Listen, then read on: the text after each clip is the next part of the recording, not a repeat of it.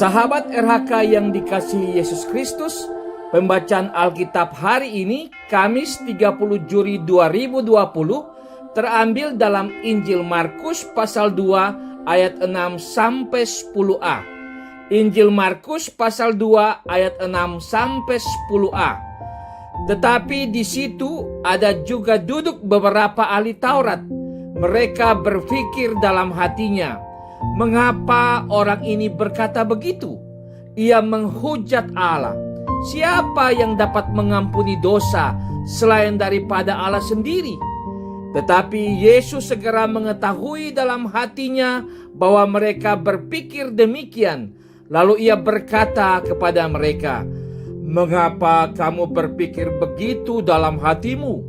Manakah lebih mudah mengatakan kepada orang lumpuh ini, dosamu sudah diampuni, atau mengatakan bangunlah, angkatlah tilammu dan berjalan?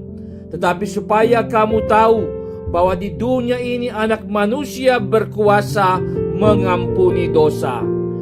Judul RHK kali ini, hilangkanlah stigma. Sahabat RHK yang diberkati Tuhan, stigma adalah pemberian label negatif terhadap seseorang atau sekelompok orang. Hal ini sering dijumpai dalam hidup masyarakat. Penderita virus corona sering dianggap aib. Orang cacat dan orang miskin dianggap lemah dan tak berdaya. Kaum perempuan sering diremehkan dan direndahkan dan lain sebagainya. Padahal mereka adalah sesama ciptaan Tuhan yang mulia. Bacaan hari ini mengkritisi cara berpikir yang salah dari para ahli Taurat mengenai Yesus.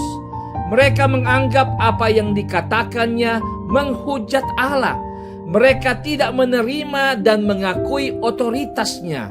Padahal Yesus memiliki otoritas untuk mengampuni dosa dan menyembuhkan orang sakit.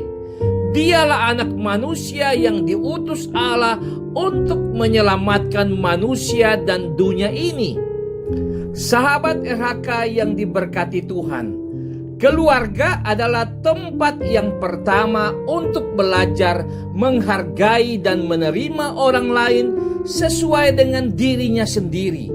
Di dalam keluarga, kita belajar menghargai kelebihan dan kekurangan orang lain, menghargai kewibawaan orang tua, memperlakukan anggota keluarga dengan cinta dan tidak memanggil mereka dengan kata-kata makian atau hinaan.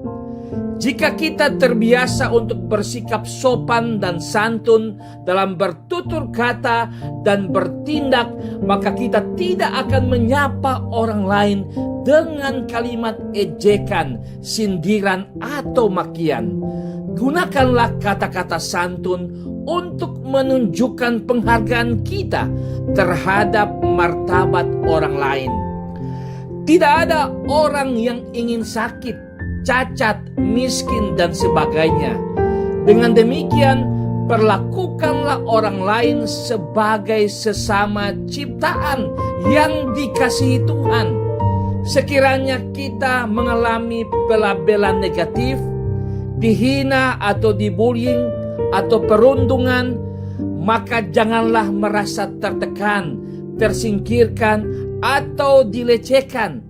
Karena Tuhan punya rencana yang indah terhadap setiap orang. Jangan khawatir apa kata orang, sebab hidup kita tidak ditentukan oleh orang lain, melainkan diatur oleh Allah. Ingat, Allah turut bekerja dalam segala sesuatu untuk mendatangkan kebaikan bagi mereka yang mengasihi Dia. Roma pasal 8 ayat 28. Amin. Mari berdoa. Ya Tuhan Yesus, ajarlah kami menghargai orang lain sebagai ciptaan Allah yang termulia.